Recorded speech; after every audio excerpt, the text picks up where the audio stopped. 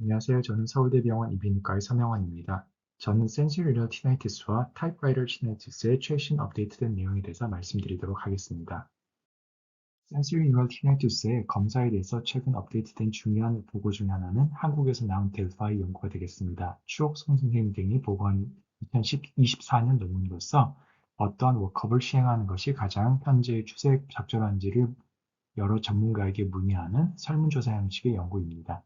다이그노스틱 워크업에 있어서 아직까지는 릴라이블한 바이오마커가 없다는 것이 대부분의 연구자들이 공통적으로 인지하고 있는 내용이었습니다. 더불어서 이지와 같은 뉴 이미징 스터디를 통해서 이명이 존재하는지 여부 또는 얼마나 심각한지 여부를 찾는 것은 쉽지 않다라고 많은 연구자들이 사용하고 있는 것 같습니다. 하지만 이 표에 나오는 것과 같은 기본적인 청력 검사는 대부분의 연구자들이 수행하고 있는 것을 알 수가 있었습니다. 또한 이명의 크기라든지 주파수에 따라 서브클래시피케이션이 가능하지는 않은 것으로 많은 연구자들이 생각하고 있는 것 같고 센트럴 타입, 페리페럴 타입의 이명을 서로 구분하는 것 또한 의미가 없는 것으로 많은 연구자들이 생각하고 있습니다. 임상적으로 환자를 진료할 때 사용하기에 유효한 정보는 아니지만 이명의 생성 원리를 이해하는 데 있어서 뉴로이미징 스터디들이 많은 정보를 제공해 주었습니다. 2011년 리뷰 페이퍼를 보게 되면 오디토리 콜텍스, 파리에탈 콜텍스, 프리프론탈 콜텍스와 같은 영역들이 중요한 역할을 하고 더불어 포스티리어 싱글레이트, 프리큐네스, 아미그달라, 히포캠퍼스, 엔테리어 싱글레이트 콜텍스 등이 전체적으로 이상이 발생하며 티나이투스가 발생하는 것으로 추정되어지고 있습니다.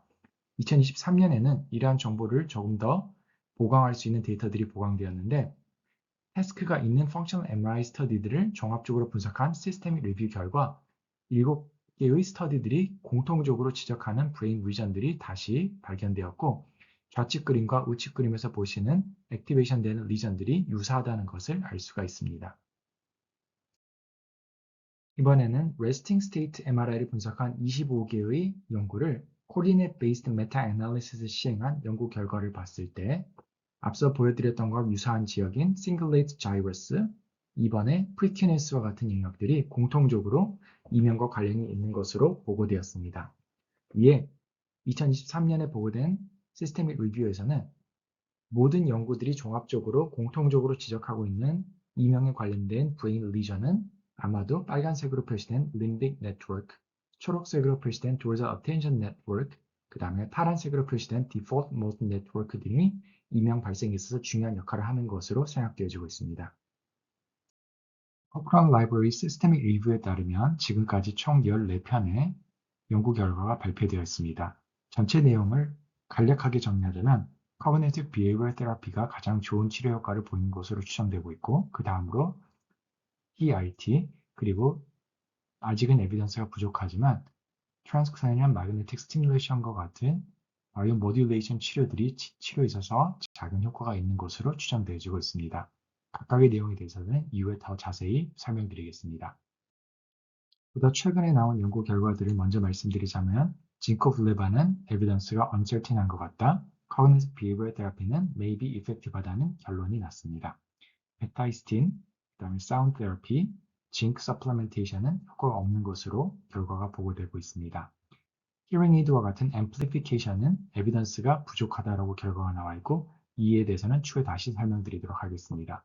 그 외에 진코빌러바는 치료 효과가 별로 없는 것으로 보고되고 있습니다. 마스킹을 포함한 사운드 테라피, 하이퍼바릭 옥시전 테라피, 안티디프레센트는 이명 치료에 있어서 효과가 부족한 것으로 알려져 있습니다. Repeated transcranial magnetic stimulation의 경우에는 효과가 있긴 하나 그 에비던스가 very limited하다고 보고되었습니다. 안티컨버전트는 효과가 없고 Cognitive Behavioral Therapy는 loudness의 자체를 변화시키진 않지만 디프레션을 개선하고 Quality of Life를 좋아지게 만드는 것으로 보고되었습니다. Tinnitus Retraining Therapy TRT는 마스킹보다는 효과가 좋은 것으로 Cochrane Library Systemic Review에서 보고하고 있습니다.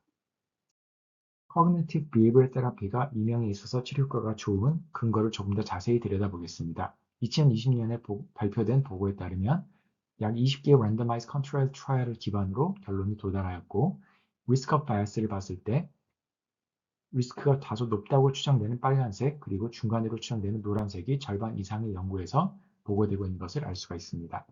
Cognitive Behavioral Therapy는 아무런 치료도 하지 않는 웨이트리스트에 비해서 유의하게 효과가 좋았었고 THI 점수 기준으로 약 11점의 차이가 있었습니다. 또 Hearing Aid와 Education을 포함한 Audiology Carrier에 비해서도 CBT의 치료 효과가 유의하게 좋은 것으로 보고되었습니다. TRT와 CBT에 있어서 최근의 경향성은 클래식하게 사람이 1대1로 치료를 시행하는 것 대신에 아이패드와 같은 스마트 디바이스를 이용하여 치료하는 경향성이 많이들 보고하고 있습니다. 본 연구는 서울대병원 그룹에서 보고한 연구로서 스마트 TRT를 시행한 검정색 선과 기존 TRT를 시행한 회색 선 사이에 큰 차이가 없음을 보고하고 있습니다. 처음에 비하면 모두 유의한 치료 효과를 보이고 있어 두 그룹 모두 다 좋은 치료가 있는 것으로 보고되고 있고 THI 점수 기준으로 스마트 TRT를 시행한 그룹은 대략 한 20점, 컨벤셔널 TRT를 시행한 그룹은 대략 한 16점 정도의 개선 효과를 보였습니다. 이러한 디지털 테라피우틱스 또는 텔레하빌리테이션이 실제 임형 치료에 있어서 효과가 있을 것인지 알아보기 위한 시스테믹 리뷰도 발표되어 있습니다. 2023년 보고에 따르면 low to moderate quality evidence가 있는 것으로 추정됩니다. 그러나 risk of bias를 보시게 되면 대략 25편의 연구들이 많은 리스크를 가지고 있는 것으로 보아 아마도 추가적인 연구가 더 필요할 것으로 생각되어집니다. 국내에서는 고려대학교 송재준 교수님께서 뉴라이브라는 회사를 만드셨고 여기에서 만들어진 소리 클리어라는 제품을 통한 확증적 임상시험이 여러 기관에서 한꺼번에 시행되고 있습니다. 본 치료는 소리 치료와 더불어서 Cognitive Behavioral Therapy를 스마트 디바이스를 통해서 시행하는 구조로 치료가 이루어지게 됩니다. 앞서 전체적인 기호를 설명드린 바와 같이 코크레인 시스테믹 리뷰에서는 보청기를 포함한 사운드 앰플리피케이션이 임형 치료에 있어서 큰 효과가 없다고 보고를 하고 있습니다. 이는 저희 이비인후과 의사들 입장에서는 상당히 생소한 결과라고 할 수가 있겠는데 그 내용을 자세히 들여다보면 이런저런 이유로 많은 연구들이 시스테믹 리뷰에서 살아남지 못했고 오직 한 개의 랜더마이즈 클리니컬 트라이얼만 본 결과 도출하는 데 있어서 사용되었습니다. 해당 연구는 91명의 환자를 대상으로 한 그룹은 보청기, 다른 그룹은 사운드 제너레이터를 사용했을 때 두 그룹 사이에 큰 차이가 없음을 보고하고 있습니다. 따라서 아직까지는 보청기가 임형 치료에 있어서 효과가 없다라고 단정적으로 말을 할 수는 없을 것 같고 향후 보청기를 사용한 그룹과 사용하지 않은 그룹을 포함하는 랜더마이즈 컨트롤 트라이들이 더 필요할 것으로 생각되어집니다. Repeated transcranial magnetic stimulation의 결과를 조금 살펴보게 되면 대략 5편의 랜더마이즈 클리니컬 트라이얼을 기반으로 결론이 도출되었습니다. Risk of bias는 대부분 초록색인 것으로 보아 큰 문제가 없는 것으로 생각되어집니다. 종합적으로 봤을 때 5편의 랜더마이즈 클리니컬 트라이얼에서 치료를 시행하는 경우 partial improvement를 보일 가능성이 유의하게 높았고 치료를 시행하지 않는 그룹에서는 THI 점수가 좋아지지 않을 가능성이 유의하게 높은 것을 보고하였습니다. 티네티스 라운네스도 치료를 시행하는 그룹에서 더 작아질 가능성이 유의하게 높은 것으로 보고되어지고 있어서 지금으로서는 아마도 RTMS가 임형치료에 있어서 very limited support를 에비던스를 가지고 있는 것으로 생각되어집니다. 숏텀하게는 큰 문제가 안정성에서 없지만 롱텀한 안정성에 대해서는 추가적인 연구가 필요하다고 의사들은 지적하고 있습니다. 앞서 설명드린 코크란 시스테믹 리뷰는 2011년도에 보고되었는데 가장 최근에도 또 추가적인 시스테믹 리뷰들이 발표되었습니다. Repeated transcranial magnetic stimulation에 대해서 대략 30편 정도의 randomized clinical trial을 분석한 결과 포리스크 플롯에서 보이시는 것처럼 유의하게 치료 효과가 좋은 것으로 보고가 되고 있습니다. Risk of bias는 크지 않은 대부분 초록색 표시를 보이고 있는 것을 알 수 있고 그림에서 노란색으로 표시한 연구들은 국내 저희 그룹을 포함한 한국 연구가 되겠습니다. 보다 최근 연구인 2024년 시스테믹 리뷰에서도 RTMS를 포함한 뉴로모듈레이션 치료들이 임형치료에 있어서 유의하게 좋은 효과를 보인다라고 보고를 하고 있습니다. 특히 RTMS는 롱텀 치료 효과가 좋은 것으로 보고된 것이 다른 뉴로모듈레이션 치료와 차이점이 되겠습니다. 리스크 바이어스는 그다지 크지 않았었고 국내의 연구들도 일부 포함되어 있었습니다. RTMS는 이제 시스테믹 리뷰의 수준을 넘어서 여러 나라, 특히 유럽의 클리니컬 프랙티스 가이드라인으로서 레코멘데이션이 보고되고 있습니다.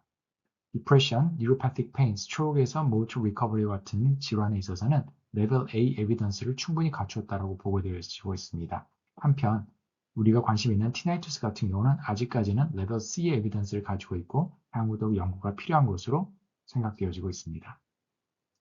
지금까지 말씀드렸던 여러 시스템 리뷰 또는 에비던스를 종합하여 각 나라들은 본 나라에서 시행할 클리니컬 프랙티스 가이드라인을 발표하고 있습니다. 스웨덴, 미국, 독일, 네덜란드, 덴마크, 유럽, 스위스, 일본, 영국과 같은 나라들이 자국의 클리니컬 프랙티스 가이드라인을 보고하였고 이에 대한 내용을 요약해서 말씀드리겠습니다. 10개의 가이드라인에서 가장 강력하게 권장하는 치료는 카운슬링과 CBT가 되겠습니다.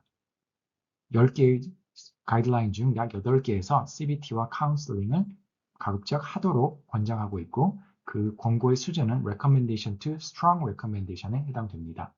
다음으로 TRT의 경우에는 여러 가지 의견이 있었는데 10개 중 약 2개의 가이드라인에서는 recommendation, 3개에서는 option, 나머지 3개에서는 no recommendation, 즉 별다른 의견이 없다라고 명시가 되어 있습니다. 즉 TRT의 경우에는 각 나라마다 여건에 따라 권장하기도 하고 아무런 의견을 제시하지 않는 가이드라인도 있는 것으로 생각되어집니다. 사운드 테라피의 경우에는 대부분의 가이드라인에서 no recommendation 또는 option의 의견을 제시하고 있습니다. Hearing aid에 대해서는 절반 정도의 가이드라인이 가급적 시행하도록 recommendation 하고 있고 한 개의 가이드라인에서는 옵션으로 제시를 하고 있습니다. 코클레어 임플란트의 경우 recommendation 하는 가이드라인이 있긴 하나 환자가 심한 난청이 있는 경우에만 권장하는 것으로 기록이 되어 있었습니다. 더불어서 5개 중 3개의 가이드라인에서는 이명의 치료를 위해서만 인공화호를 시행하는 것은 not recommended로 되어 있습니다. not recommended는 시행하지 않도록 권장하는 것이기 때문에 앞서 설명드렸던 옵션 또는 no recommendation에 비하면 보다 강력하게 하지 않도록 권고하는 내용이 되겠습니다. 그 이외에도 시행하지 않는 것을 권고하는 not recommended 치료 방법으로서는 acupuncture, dietary supplements, drug therapy, 약물 치료, acoustic neuromodulation, repeat transcranial magnetic stimulation, transcranial DC stimulation, 전기 자극 치료, 그리고 vagus nerve stimulation과 같은 치료들은 not recommendation으로 명시를 하고 있습니다. 이 앞서 설명드렸던 시스테믹 리뷰의 결과들과 각 나라들이 제시하는 클리니컬 프랙티스 가이드라인 상에서는 다소 차이가 있다는 것을 알 수 있습니다. 예를 들면 RTMS 같은 경우에는 시스테믹 리뷰 상에서 에비던스가 조금 있으나 여러 나라들에서 아직까지는 실제 환자들에게 적용하지는 않기를 권장하고 있고 앞서 설명드린 바와 같이 보청기, 앰플리피케이션의 경우에는 시스테믹 리뷰 상에서는 에비던스가 아직 부족하긴 하나 의학적 관점에서 바라봤을 때 난청 있는 환자에게서는 권장되는 치료 방법으로서 여러 나라 가이드라인들이 추천하고 있는 것을 알 수 있었습니다. 지금까지 설명드렸던 내용은 sensory neural tinnitus 또는 다른 말로 essential tinnitus에 대한 내용을 설명드렸습니다. 지금부터는 typewriter tinnitus에 대해서 말씀드리도록 하겠습니다. typewriter tinnitus는 마치 타자기를 칠 때 들리는 소리처럼 따닥따닥 소리가 들리는 이명을 말합니다. 비슷한 질환으로서 어지럼증을 느끼는 베스티불라 파록시즈미아도 유사한 원인에 의해서 증상이 발생하는 것으로 추정되어지고 있습니다. 바바니 소사이티는 2016년 베스티불라 파록시즈미아 다이그노스틱 크라이테리아를 보고하고 있고 질병이 발생하는 원인은 크레니얼 너브 8번과 7번 주변에 지나가는 베슬에 의해서 뉴로바스큘라 크로스 컴프레션이 발생하고 이로 인하여 불안정한 신경 자극이 발생함으로써 타이프라이터 티나이투스 또는 순간적인 어지럼증이 발생하는 것으로 추정하고 있습니다. 아직까지는 타이프라이터 티나이투스에 대한 체계적인 연구는 많이 부족한 실정이고 이에 시스테믹 리뷰 또는 메타 애널리시스 또는 클리니컬 프랙티스 가이드라인은 존재하지 않습니다. 그러나 경험적으로 타이프라이터 티나이투스 또 베스티불라 파록시즈미아가 있는 경우는 카바메제핀이 우수한 치료 효과를 보이는 것으로 생각되어지고 있습니다. 대략 60에서 90% 환자들이 카바메제핀을 사용하게 되면 증상이 경감되는 것으로 생각되어지고 있습니다. 타이프라이터 티나이투스는 아니지만 베스티불라 파록시즈미아에 대한 랜더마이즈 컨트롤 트라이얼은 몇 편이 보고되어 있습니다. 예를 들어 옥스카바메제핀을 사용하는 경우 또 카바메제핀을 사용하는 경우를 비교해보면 치료 효과가 비슷하다는 랜더마이즈 컨트롤 트라이얼이 존재하고 옥스카바메제핀을 사용하는 경우에 플라시보에 비해서 치료 효과가 더 좋다는 랜더마이즈 클리니컬 트라이얼도 보고되어 있습니다. 지금까지 말씀드렸던 내용을 모두 요약해서 설명드리면 검사를 위해서는 Korean Delphi Study가 가장 최근에 중요한 정보를 제공해주고 있습니다. 청각학적 검사 그리고 퀘스처너들은 많은 기관에서 루틴하게 시행되고 있습니다. 그러나 아직까지는 이명의 존재 여부 또는 이명의 심각도를 증명할 수 있는 reliable한 바이오마커는 존재하지 않는 것이 대부분의 연구자들의 공통된 의견인 것 같습니다. 이명의 발생 기전 그리고 이명의 원리를 이해하는 데 있어서 중요한 역할을 했던 EEG, Function MRI, PET과 같은 연구 방법들은 아직까지는 리서치 도구로서 사용하는 것이 보다 적합할 것 같습니다. 이명이 센트럴 타입인지 페리페럴 타입인지 또는 이명의 성격에 따라서 위치가 어느에서 발생하고 있는지를 구분하는 서브 클래시피케이션은 아직까지 많은 연구자 사이에서 받아들여지지 못하고 있는 것으로 생각되어집니다. 치료 방법에 대해서 설명드리자면 코크레인 시스테믹 리뷰에서 약 14편의 연구 결과들이 정리되어 있습니다. 가장 효과가 좋은 치료 방법은 Cognitive Behavioral Therapy로 추정되어지고 있습니다. 다음으로는 Tinnitus Retrainment Therapy가 효과가 있는 에비던스가 다소 있고 에비던스가 좀 부족하긴 하나 Repeated Transcranial Magnetic Stimulation도 치료 효과가 있는 것으로 보고되어지고 있습니다. Hearing Aid와 같은 Amplification은 치료 효과가 아직 부족한 것으로 코클랜 라이브에서 보고하고 있으나 이는 아직 Randomized Control Trial이 부족하기 때문이고 향후 추가적인 연구를 통해 효과가 있을 수도 있다는 점에 대해서는 저희가 유념해야 될 것으로 생각되어집니다. 전 세계적으로 약 10개의 나라에서 Clinical Practice Guideline이 발표되어 있습니다. 10개의 가이드라인을 모두 정리해보자면 Cognitive Behavioral Therapy가 가장 많이 권장되어지고 있습니다. 다음으로는 Hearing Aid Amplification이 권장되어지고 있고 Tinnitus Retrainment Therapy는 옵셔널하게 취급되는 경우가 가장 많았던 것 같습니다. 다음으로 Sound Therapy가 옵셔널하게 시행될 수 있고 코클레 임플란트의 경우에는 난청이 심한 경우에는 사용될 수 있지만 이명의 치료만을 위해서 시행하는 것은 오히려 권장하지 않는 가이드라인도 있다는 점에 대해서 저희가 기억하고 있으면 좋을 것 같습니다. 최근 떠오르고 있는 치료 방법은 Cognitive Behavioral Therapy, Tinnitus Retrainment Therapy, 또 Sound Therapy를 개인이 1대1로 만나서 의사와 환자가 치료를 시행하는 것이 아니고 스마트 디바이스 또는 핸드폰과 같은 텔레메디슨 그리고 디지털 테라피우틱스를 이용한 치료 방법들이 많이 시도되고 있습니다.